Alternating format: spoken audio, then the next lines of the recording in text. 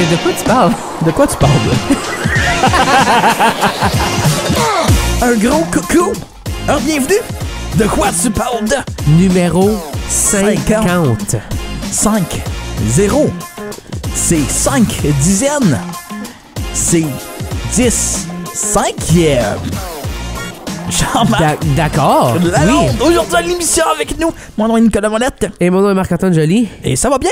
Ça va bien, oui. On n'a pas pris le temps cette semaine de se demander si les choses allaient bien. C'est vrai.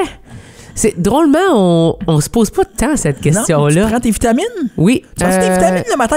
Tu as l'air d'un gars qui prend comme un comprimé de vitamines puis de l'oméga 3. Je suis supposé prendre de la B12. J'ai pas assez de B12. C'est les carottes, ça se peut-tu?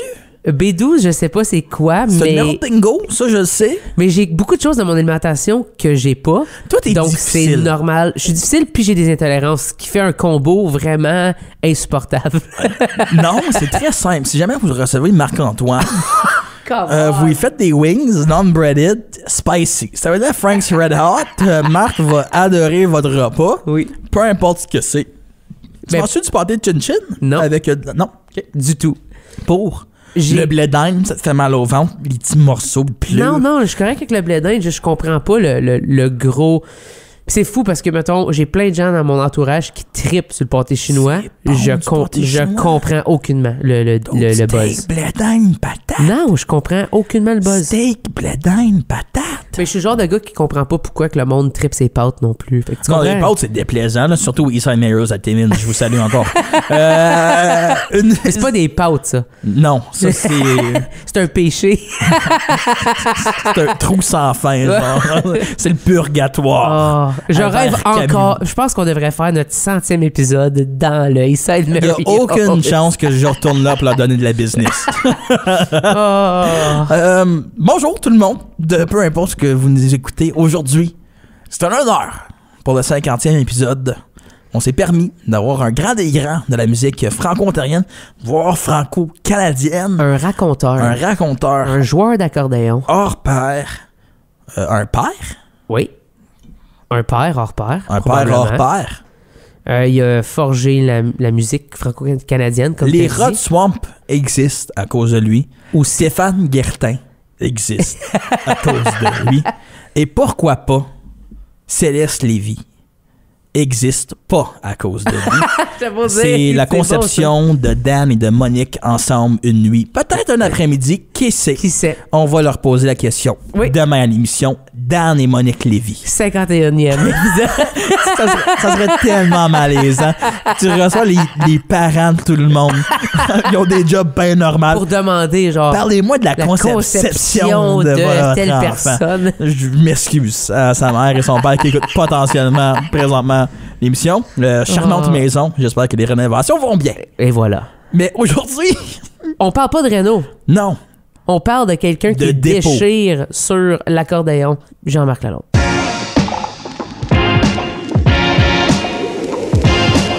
De quoi tu parles? De quoi tu parles, Pour la 50e émission, on ne parle pas juste à n'importe qui. On parle au vrai Jean-Marc Lalonde. Celui qui joue un accordéon, pas celui qui nous fait entendre son accordéon. Le gars qui nous fait dire « Hey wow! » Pas « Je m'en vais là demain pour une pratique de hockey avec les Nats de Rockland. » De quoi tu parles de Jean-Marc Lalonde? Ça va bien? Ben là, oui, ça va bien. Quelle intro! Bravo, vous êtes des maîtres, les gars. Écoute, ben, c'est un honneur de te recevoir. Ça, je vais le dire de mon côté. On s'est jamais rencontrés, mais là, on se rencontre par voie. Moi, je te connais de A à Z. J'ai passé les dernières 3 heures à te stalker de partout. M'a te sortir des affaires. T'as pas aidé mon chum.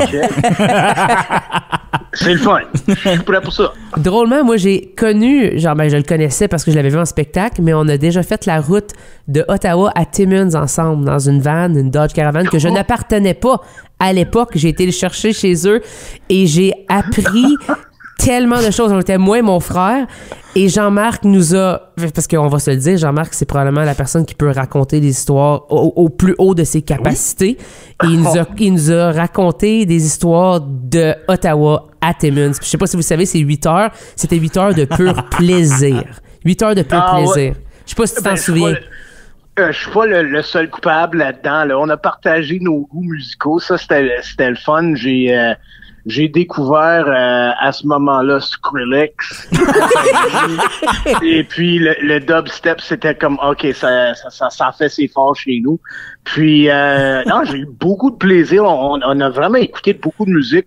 On s'est échangé des histoires de guerriers, des histoires de vieux routiers. Là, c'était vraiment le fun. Comme je pense que c'est peut-être la même semaine que j'ai rencontré Céleste. Oui. Ça se peut-tu? Absolument, oui. Oui. Oui, je pense que c'est... avoir su, là, wow! Comme vous autres, vous connaissiez depuis ce temps-là ou avant, Marc-Antoine? Non, ben même pas. Ben, ça, me semble, c'était avec Acouphène qu'on avait fait ça. Je pense que c'était en 2012. Fait que c'était avant. Ben, t'as peut-être rencontré Céleste, mais elle chantait pas comme professionnellement encore parce qu'elle était comme en 11e année à ce moment-là ou 12e. Fait qu'elle était... Dude, non, ça se peut pas! Pour de vrai? Oui, parce que me semble que c'était en 2012 qu'on avait monté là, parce que après ça, elle a joué en 2014 ou 2015, mais je pense pas que t'étais là à cette fois-là quand ça chante. Je pense que c'était vraiment 2012, la grosse année de ça. Wow! Fait que oui, tu l'as rencontré, mais elle était genre dans l'école, là, dans le band de l'école, qui est fou quand on y pense. Fait que non, j'avais aucune idée c'était qui Céleste Lévy à ce moment-là. Fait que oui, exactement. C'est cool, ça. Non, c'était un méchant trip. D'ailleurs, toutes les trips de festival, de quand ça nous chante, ces histoires de rassemblements provinciaux, là, surtout autour de la musique, là. Ouais. Je trouve que c'était vraiment c'était des belles années, c'était des beaux rassemblements, et puis à chaque année, c'était des retrouvailles, right? À un moment donné, quand on passe d'élèves à, là, je suis formateur, là, je suis comme un professionnel qui revient de temps en temps. Je trouve que ces moments-là, tu vois, il y a beaucoup de connexions qui se font lors de ces regroupements-là. Je pense que ça vaut vraiment la peine de le faire. Puis j'espère qu'on investit encore dans ces affaires-là. Ouais, ben moi, je me souviens quand j'étais en 10e année, 11e année, je me souviens plus, au jeu franco-ontarien à Hearst, dans l'aréna à Hearst. Hey, wow! Il était venu faire un spectacle, puis il neigeait. C'est marqué dans ma vie. Dans ta mémoire. Dans ma vie que... Puis lui, il débarque en shorts tout bonnement avec son accordéon, puis comme ça va rocker ça. Ouais, faut le faire la longue fin de semaine du mois de mai, puis il neige comme ça, pas de bon sens, là. Ouais. C'est vraiment du plaisir. C'est des beaux souvenirs. Puis j'aimerais te remercier d'une chose, mais je vais le faire pour quelqu'un. Je vais te remercier au nom de Stéphane Guertin, parce que sans toi, Stéphane n'aurait probablement pas une lignée professionnelle claire qu'il aurait pu suivre. Arrête-toi donc. Stéphane, Jean-Marc Lalonde walked so Stéphane Guertin could run. Ben, je vais te dire, quand j'ai commencé à travailler avec Stéphane, ben, ça a dû être en 2008, peut-être, 2007. Je sais pas, ça fait un bon bout de temps. Il était déjà un gars assez chevronné comme comédien, là. Oui. Vraiment, là, c'est un des gars les plus drôles qui existent en Ontario français, là, et ailleurs, c'est sûr, là. Mais lui aussi, j'ai fait beaucoup de routes avec Stéphane, puis mon doux, j'espère que ça va bien avec les enfants et tout ça. Je pense qu'on s'est vu à Saint-Jean-Baptiste mois de juin cette année, là. Puis, en tout cas, il avait de l'air à bien aller. On n'a pas eu la chance de se parler trop tôt, mais s'il écoute, salut Stéphane. Ben on a, drôlement, on a reçu Nick Séguin, le technicien de son, ça fait pas longtemps, qui est aussi mon technicien de son à Céleste. Puis il disait qu'une de ses meilleures tournées, c'était avec vous parce que vous avez les deux qui se contaient des histoires puis des jokes pendant une tournée complète. Puis il s'en souvient comme si c'était hier, puis des fois il nous compte des petits moments de ça, puis c'est toujours un peu plaisir, c'est surtout très très très drôle, des choses que je répéterai pas nécessairement ici, mais quand même des excellentes histoires. Je connais l'histoire. Tu connais l'histoire, tu l'as même raconté. Ouais. Oui. On n'est pas à répéter à la radio. mais je sais de quoi tu parles. De quoi tu parles de. Ouais, non, Nicolas puis Stéphane, ça c'était une tournée merveilleuse, surtout parce qu'on a pu voir des tout petits villages dans le grand nord de l'Ontario, comme ces Foliettes puis Hornpain, ces places-là, là, Marathon, que c'est très très très loin et vraiment la route est belle et tu vois une partie de notre communauté qui vit autrement que la façon qu'on vit en ville. C'était vraiment des belles découvertes et c'était des aventures. Hey, le soir, on sortait des fois pour faire du karaoké. Ça, c'était notre trip. On sortait faire du karaoké. Moi puis Stéphane avait monté toute la chanson là. C'est quoi, Proud Mary? Ike and Tina Turner, cette version-là. Là. On avait tout monté ça, là, c'était ridicule. Le monde disait « Hey, vous devriez faire ça professionnellement, c'est tellement bon! » Puis on se regardait un petit clin d'œil. « Ah oui, c'est une bonne idée, on va faire ça professionnellement. » Trop de fun en route. J'aimerais commencer à tes débuts. T'es né à Peloton-Washington, La Fontaine, en Ontario. Puis là, ça commence dès 14 ans, tu commences à faire de la scène, s'ensuit Brasse Camarade, 2 saisons, là, il y a Hey Wow. Parle-nous de genre, fais-moi ton autobiographie de comment est-ce que tu as eu la piqûre pour la scène. T'es-tu né avec un accordéon dans les mains? C'est ça la question, on veut le savoir.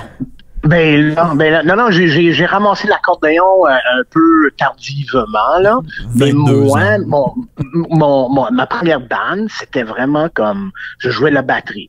Puis je chantais des backups, là. Mais on était 3, on faisait du punk. Puis, il y a quelqu'un qui a dit, ce serait cool si vous faites du jazz, vous pouvez comme compétitionner. Je pense que c'est le frère à François Lamoureux qui a dit ça, puis on s'est dit, c'est-tu bien compliqué? Là, ils nous ont montré. Puis de fil en aiguille, on a monté un show qui était plus fusion, jazz, folk. Puis c'était tellement weird parce qu'on avait une bande qui fait, d'un côté, c'était du gros rock, du punk, puis de l'autre côté, c'était comme du jazz, fusion, funk. Puis, tu sais, comment tu prends ça? Je sais pas, ça dépend des contextes. Une place où c'est juste une de ces affaires weird, là. Puis on sait tous que ça a duré à peu près 5 ans, mais on sait tous ce qui est arrivé avec François. Il est allé avec Brasse Camarade, puis là, leur belle compagnie, l'Aventure qui vit maintenant à Montréal, à New York, à Memphis, un petit peu partout dans le monde, là. Mais, ouais, c'est ça, j'ai commencé à batterie, puis je pense que j'avais peut-être 19 ans quand j'ai ramassé l'accordéon. Fait que c'était un peu plus tard que j'ai fait ça. Puis as-tu toujours eu des groupes après ça? Ça a-tu toujours été quelque chose que tu recherchais? Comment t'as trouvé justement tes prochains groupes après ça? Ça s'est suivi comment? OK. J'ai toujours fait toutes sortes de musique. Puis j'ai décidé d'aller à l'université. Je voulais être enseignant, asif. Je voulais être enseignant comme à 19 ans.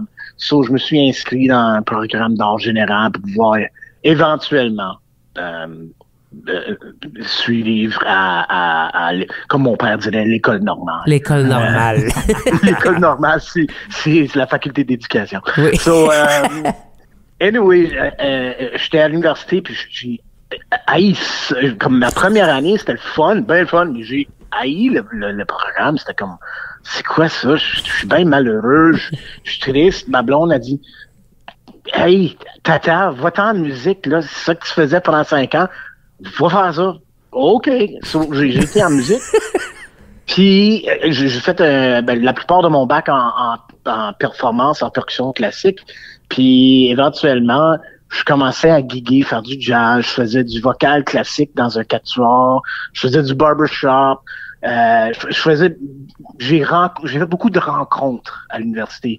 Fait que c'était merveilleux pour moi, puis en ajoutant la théorie et l'harmonie et le contrepoint et puis le reste là, je pense que ça m'a alimenté encore plus. Fait que les connexions, la théorie et puis les places à jouer à Ottawa, il y avait plein de places à jouer pour tous les styles.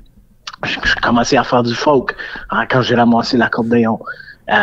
J'ai eu la chance de faire du travail orchestral. J'ai eu la chance de travailler un ensemble de gamelans indonésiens à l'ambassade. J'ai eu la chance de faire la percussion camerounaise là, avec des chansons. Je jouais de l'accordéon là-dedans aussi et du djembé. Fait que j'ai joué un petit peu partout, mais comme j'ai dit, ma première année d'université, j'ai pas fait de musique. Quand je suis rentré dans la musique, c'était comme si ma vie avait été sauvée, là. Oh, c'était wow. comme, OK, me voilà. Là, je sais ce que je fais de ma vie, là. Ça a plus d'allure. Moi, pauvre. Mais je vais avoir les poches puis le cœur rempli de bonheur. Et voilà, puis des histoires de n'en plus finir. Ça, c'est certain. C'est-tu à l'université que tu as rencontré les gars de 2 saisons? Oui, ben il y avait le solstice et l'équinoxe à l'époque. Et puis le solstice, c'était plutôt les francophones qui se tenaient là. OK. Moi, C'est des bars. Ouais. Ok. Les Je vrais. savais pas si Nicolas Doyon, il était dans les solstices, puis là, les autres étaient dans l'équinoxe. Je pensais que c'était 2 autres bandes. Je comprenais pas, mais c'était un bar, c'est ça? Non, c'est ça, voilà. OK. So, on était au solstice. Moi, je jouais avec un groupe qui s'appelait Yvan et les Voyous. Je sais pas si vous connaissez Yvan Volé. So, je jouais avec eux, puis j'ai dit, guys, prenez des notes. Regarde comment ils animent son monde, là. Le monde, ils sont là. Tu sais, même à l'âge de quoi, 19, 20 ans, là, 21 ans, Nicolas Doyon était animateur, chevronné. Lui puis Fritz Larivière, il savait le choix de répertoire, la façon qu'il animait le public, puis il les faisait répondre, puis chanter avec. C'est ça, là. Quand tu vas voir des musiciens, tu veux vivre quelque chose avec eux. Ouais. Puis, je le voyais avec Nicolas. Puis, là, j'avais pogné une gig. Je faisais du bénévolat à l'APCM. C'est l'Association des professionnels de la chanson de la musique. Vous autres connaissez ça. Je suis pas sûr si tous vos auditeurs connaissent ça. Là. Maintenant, ils savent. Maintenant, ils savent. C'est un organisme qui est là pour appuyer les musiciens dans toutes leurs démarches, dans tout ce qu'ils veulent faire. Et puis, à un moment donné, il avait reçu un appel. C'était le train à vapeur touristique Hull Chelsea Wakefield qui voulait des musiciens traditionnels. Fait que moi, je jouais l'accordéon, je suis avec Nick puis Fritz en duo. Ils pouvaient faire à peu près n'importe quoi. Fait que je leur ai appelé, hey, vous voulez une job comme musicien? So, on a embarqué dans ce train-là, puis dis-toi, à tous les jours, c'était 3 heures séparées sur 6 heures. Où on performait pour des touristes. On rentrait dans un wagon, t'avais 4 chansons dans lesquelles tu pouvais les accrocher, les amener avec toi, les embarquer dans le jeu, les animer, et sortir de là avec des titres dans tes poches. Ouais. Ouais. Puis c'était un peu ça notre école, là. Tu connais les gars des Rod Swamp? Oui. Eux autres, leur école, c'est le Epcot Center, OK? Oui, c'est ça. Et nous autres, c'était le train à vapeur Hull Chelsea Wakefield. Puis c'est le fun de voir quand tu rencontres des musiciens à d'autres festivals puis d'autres circonstances. Puis ils parlent de nous autres, on a peaufiné notre produit à telle place où on jouait à tous les jeudis, vendredis, samedi soir pendant X montant de temps. Ça prend ces places-là qui sont prêts à prendre une chance sur des jeunes bucks qui veulent juste développer ce qu'ils font. Ils veulent développer leur chanson, leur façon de faire.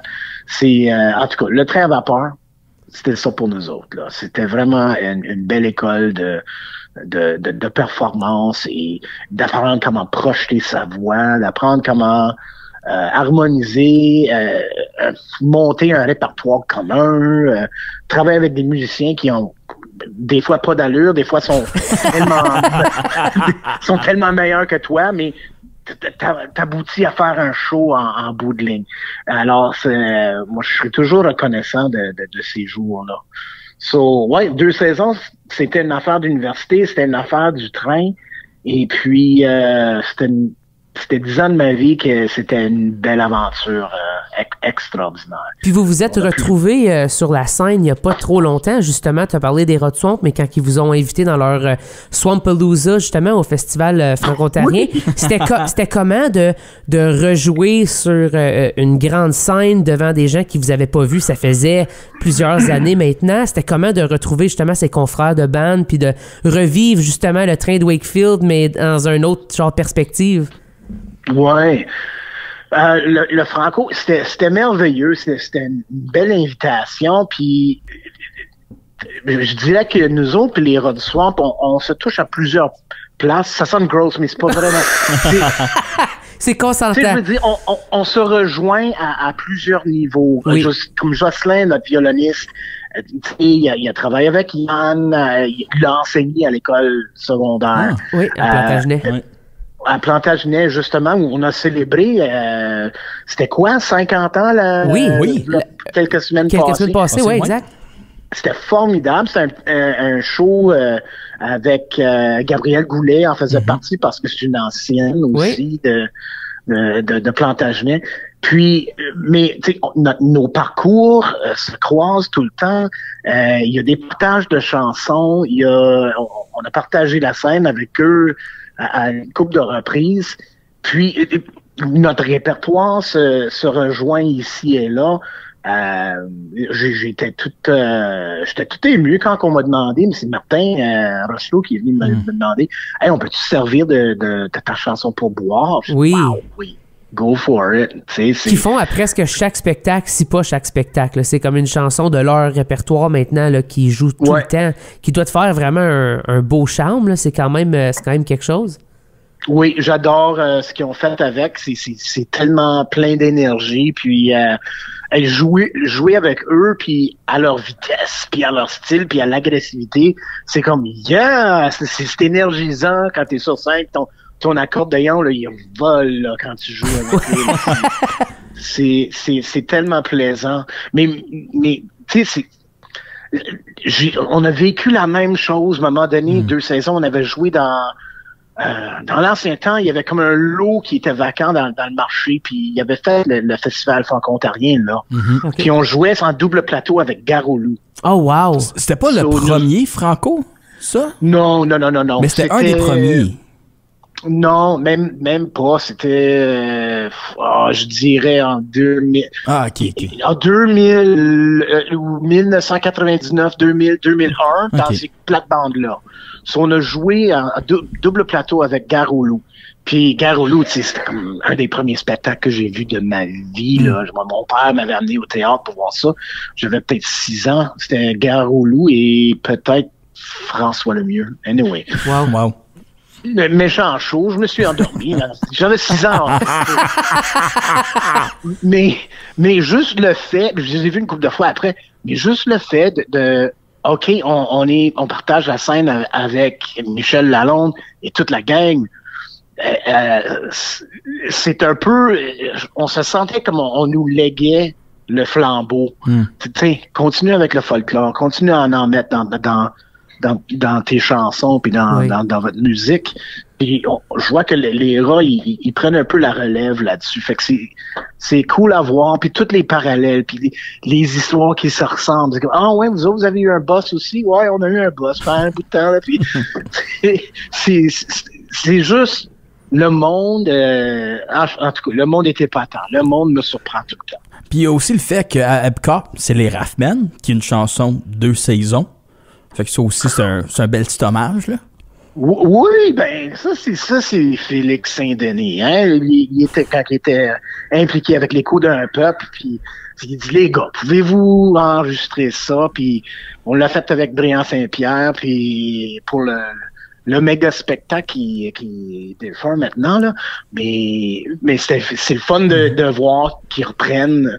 Je pense que c'est à peu près le même texte qui a été même modifié. Non, c'est tellement cool de voir ce qu'ils font. Moi, j'ai hâte de voir un Ginette Spraynet version Rod Swamp, là. Ça, moi, j'attends rien que ça, là. Ça fait 5 ans. Et my! Pour un prochain album, peut-être. Ouais. Mais, OK, là, on parle de ta carrière musicale. Après 2 saisons, Hey Wow. Parle-nous du début de Hey Wow, ta collection de stickers sur ton accordéon. Comment ça a commencé, tout ça? OK, ouais. Il y a beaucoup de stickers qui viennent de mes voyages et tout ça, là, avec tous les groupes avec qui j'ai joué. Entre 2 saisons et Hey Wow, il y avait, c'est peut-être moins connu, la Ligue du Bonheur. Oui. Il faisait du théâtre aussi, de la danse. On faisait du conte. On faisait du conte. La soirée commençait avec la chanson, la musique, là, on embarquait. Quand on voyait que ça commençait à danser, le chanteur Louis Racine, il se trappait son headset sur la tête, puis là, il collait des 7 carrés. Le monde était là, il dansait, puis tout d'un coup, ils sont comme « Oh man, on fait des 7 carrés, ils sont tous perdus. » Mais c'est drôle au bout. Puis lui, il les organise. Lui, c'est un cultivateur. Il y a 250 vaches chez lui. Fait qu'il sait comment organiser le monde, là. Fait qu'il les embarque dans la danse, tout le monde s'épuise après un bout de temps. Break time. Là, quand on revient, on prend même pas la scène. Louis est là tout seul, puis il raconte un conte. Puis lui, c'est des contes, ça peut être n'importe quoi. Ça peut être du petit Jean, ça peut être des contes locales, là, comme de Castleman, Saint-Albert. Mais c'est toujours un peu fantastique, puis c'est toujours drôle. Et puis ça change toujours. Les meilleurs conteurs, les contes, ils sont élastiques. Oui. Il racontait une histoire, ça pouvait être 10 minutes, s'il voyait que le crowd, il ne catchait pas, ou ça pouvait être 45 minutes, 1 heure. et c'était vraiment cool. Puis là, on embarquait pour finir la soirée en chanson et musique, whatever. Mais ça, c'était le concept. Puis souvent, il servait un jambon à minuit ou quelque chose. C'est dans les communautés où la tourtière ou des bins, là. Notre batteur Ross, il l'appelle le circuit de bins parce que à chaque fois que la Ligue du Bonheur jouait, ou même Hey Wow, hey, un souper de bins avec, là. Ouais. Mais c'est ça, la Ligue du Bonheur, c'était du traditionnel, trad. Puis c'est peut-être parce qu'on était un peu trop trad qu'on n'a pas voyagé autant, mais on a quand même fait le long et large du Canada. On était jusqu'à Vancouver, on a fait quasiment toutes les provinces à l'intérieur de ça. Wow. Et puis justement, la Ligue du Bonheur, c'est une de ces affaires-là qui ne meurt jamais. On a des shows qui s'en viennent. Mois de janvier, mois de juin cette année, là. Toujours actif. Mais tout ça pour me rendre à Hey Wow. Et puis, Hey Wow, après la Ligue du Bonheur, pendant que je faisais la Ligue du Bonheur, je m'ennuyais de faire du rock, comme on faisait avec 2 saisons. Puis je me suis dit, OK, that's it. Si je veux jouer dans une rock band, il va falloir que moi je sois le chanteur, il va falloir que moi je joue de l'accordéon, puis qu'on accepte que ça va être weird. So, voilà. Hey Wow est né, et puis je pense depuis 2014, 2015, je pense, 2015, on roule notre boss. On a moins de shows depuis COVID, c'est clair, là, mais on est en train de repartir. Un nouvel album qui s'en vient. Très cool. Je suis bien content. On a répété hier, on va se voir la semaine prochaine pour faire d'autres tracks. On est tous chacun occupé, chacun de notre bord. Là. Martin, notre bassiste, il y a plein de projets. Puis Ross, lui, il est surtout connu comme réalisateur. Ouais, fait que lui, je veux pas le plugger, mais il est disponible pour enregistrer n'importe quoi là que vous avez comme projet. Oui. Puis il est game. Si c'est le fun, s'il y a de l'argent, puis si c'est une bonne move de carrière, let's do it. C'est un peu la devise de Hey Wow aussi, là. Je veux te faire peut-être un peu de nostalgie. Je sais pas si c'était pendant la Ligue du Bonheur que t'as fait ça, mais tu as rien de lire ta bio et t'as joué devant de la royauté. Le duc et la duchesse de Cambridge, quand ils sont venus au Canada, ils venaient de se marier. Parle-nous un peu de ce spectacle-là. Comment que ça a donné que tu joues devant de la royauté? T'as-tu reçu un email ou on t'a appelé? Moi, c'est ça la vraie question. C'est un pigeon voyageur. Voilà. Non, on m'a appelé. C'était à l'époque, c'est la CCN. Cheerio, je don't mock. You want to play music? Oh my gosh. C'était une surprise, évidemment. C'était Benoît Osborne, qui était un gars qui a toujours joué de la CCN ou avec le Franco. Il a toujours été un peu impliqué dans les affaires francophones de la région. Je pense qu'il est en train de voyager le monde en ce moment.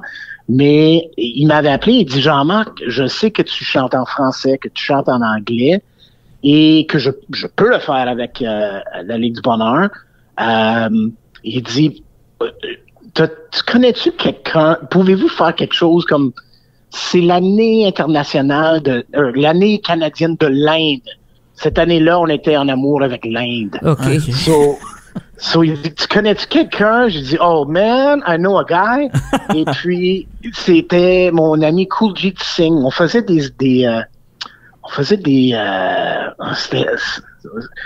regarde, c'est weird. Tu joues l'accordéon, c'est weird. Ça va être weird. On avait fait un spectacle, c'était pour Réseau Ontario avec mon ami Kuljit, que lui, il chante en hindi. C'est de la musique un peu traditionnelle indienne. OK? Puis, on avait monté quelque chose avec Yves Lambert. Et puis, en tout cas, ils ont sorti un album par la suite. Ça s'appelait Blé d'Inde. C'est magique.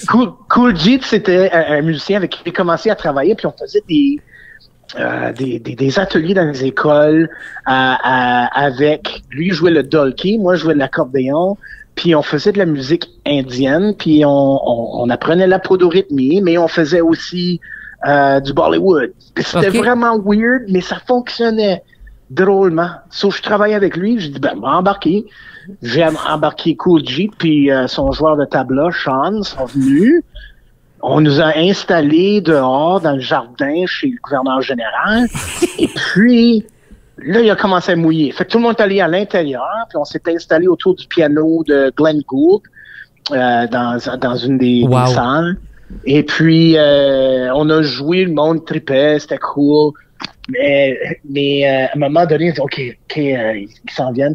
Là, on entend le monde parler, ça parle genre, tout d'un coup, c'est silencieux. Puis là, j'essaie de voir ce qui se passe, puis là, le prince, il dit quelque chose de drôle échappement. Puis comme c'était awkward, fait que lui, il dit ça, puis là, puis tout le monde part à rire, ha ha ha, OK, et ça continue. OK.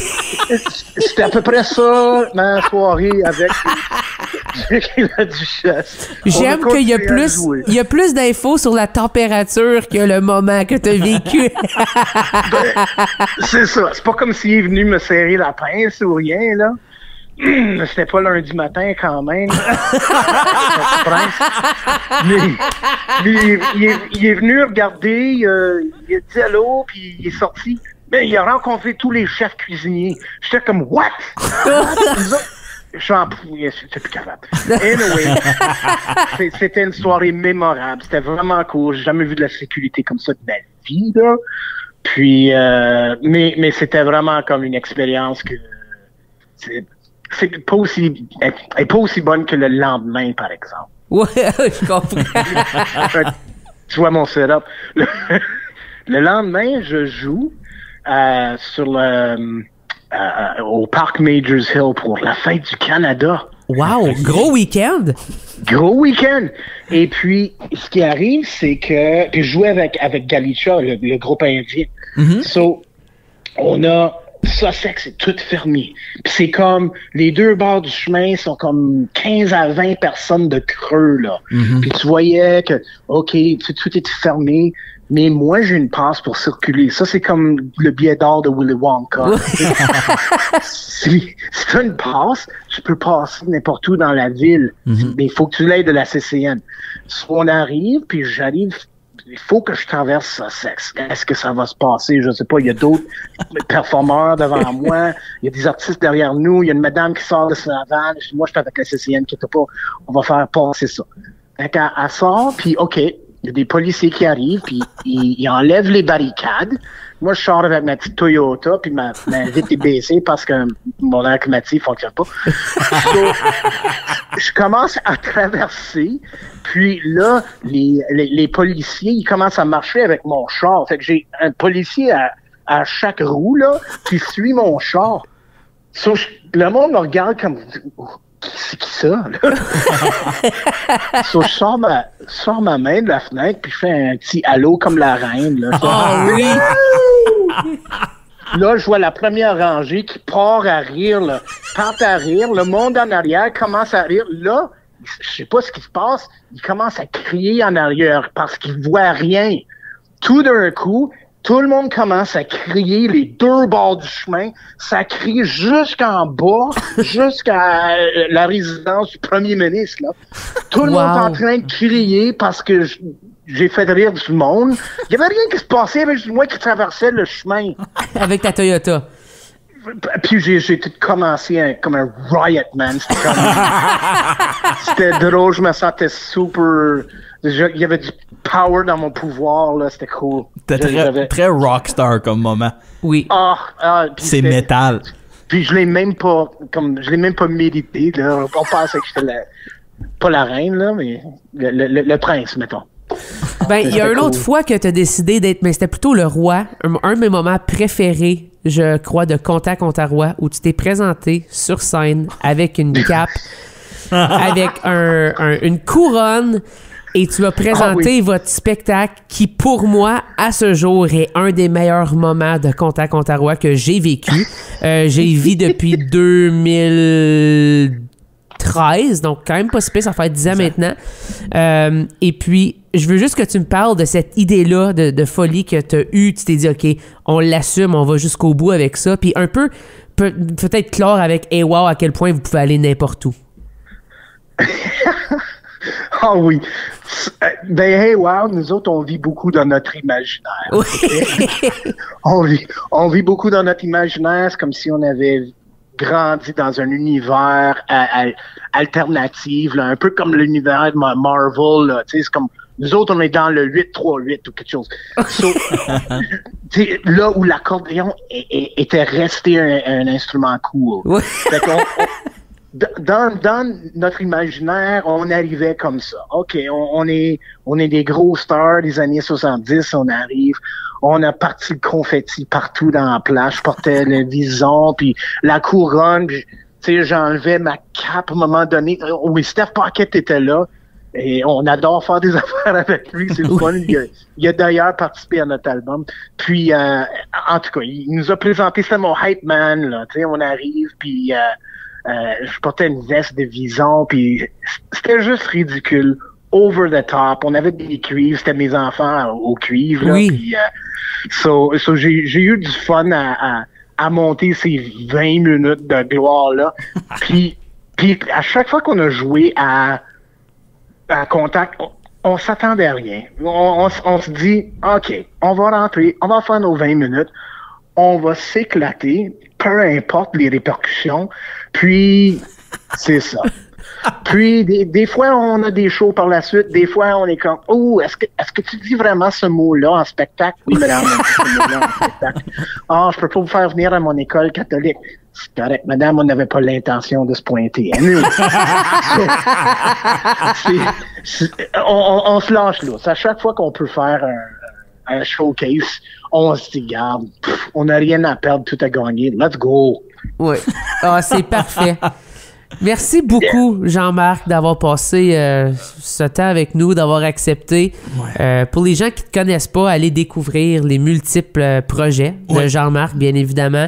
Mais aussi, si vous avez la chance de le voir en spectacle, je crois que c'est là que tu shines le plus parce que tu es un raconteur et tu tiens la crowd dans tes mains. J'ai jamais vu ça de toute ma vie. J'ai eu la chance d'ouvrir pour certains de tes spectacles ou d'être dans le même genre de festival, peu importe. Puis à chaque fois, je fais juste me dire, OK, je suis à l'école, puis je te regarde faire avec la foule, puis je te trouve incroyable. Donc, je souhaite à tout le monde de te voir en spectacle. Ah, dude, je me fais un velours au cœur, là. Puis, si vous voulez venir, là, on a un show, là, je pense que c'est le 8 décembre à La Grange à Gatineau. Ah, cool. Oui. Ouais, passez là. Parfait. Et voilà. On va checker ça, comme qu'on dit. Nice. Ben, merci beaucoup, grand merci. Puis, c'est un rendez-vous, 8 décembre, Grange Gatineau, pour les personnes qui sont dans la région. All right, merci, salut.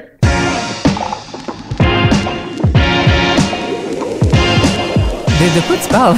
De quoi tu parles, là? On a là-dessus appris du stock. Le gars joue devant la royauté, pas dans 2 saisons, Non. pas dans Brosse Camarade, Non. mais dans un groupe makeshift qu'il a créé avec un ami de l'Inde. Exact. Puis le lendemain, Il était la reine. Tu sais, jouer pour la Journée du Canada. hey, en parlant de reine, Oui. maintenant, sur notre monnaie, c'est Oui. rendu le roi. Pour vrai? Officieusement depuis la semaine passée. J'ai pas vu ça. Ben, c'est pas tant en circulation encore, ça va prendre du temps, mais moi, ça me stresse. Tu sais, avant, on avait les billets de vin avec Ouais.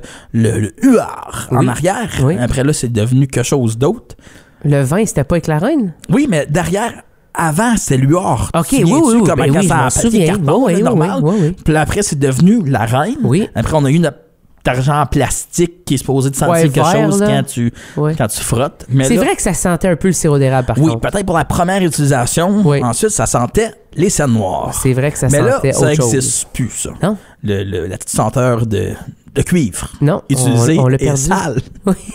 Surtout. Surtout sale, oui. Surtout sale. Ah, trouvé par terre, une scène. Yeah! Pas tant, non. Pas T'es- tant. ah, mais quand t'es jeune, t'es content de trouver de l'argent par Moi, terre. j'ai encore chez mes parents, dans leur sous-sol, un gros stylet rempli de scène noire. Ah oui, hein? Ouais. T'as jamais rien fait avec ça? Et moi, là, j'attends. Moi, je passe ça de génération OK. en génération. En espérant que ça va valoir quelque chose un jour? C'est avec des scènes On qu'on va fait dire- des pièces. on C'est va avec des dire, pièces j'ai qu'on deux- se saoule la On va face. dire que j'ai 20 piastres en scène noire. Oui. Peut-être qu'en 300 ans, ça va valoir 25. Et ça, pour la C'est un famille excellent investissement. Monette, là, sur notre Ancestry, ça va être écrit. Ça va être un des points forts. Regarde-moi ce marketing-là de génie. Ils sont riches. Ils appartiennent quoi maintenant? Hollywood. Au complet. Je dis ça, je dis rien. Toutes les Kardashians. Les C'est- Kardashians c'est- maintenant. Wouf, wouf. Sur ça, on se laisse. On se voit demain avec la française Annick Granger. Wouf, wouf. Bye bye.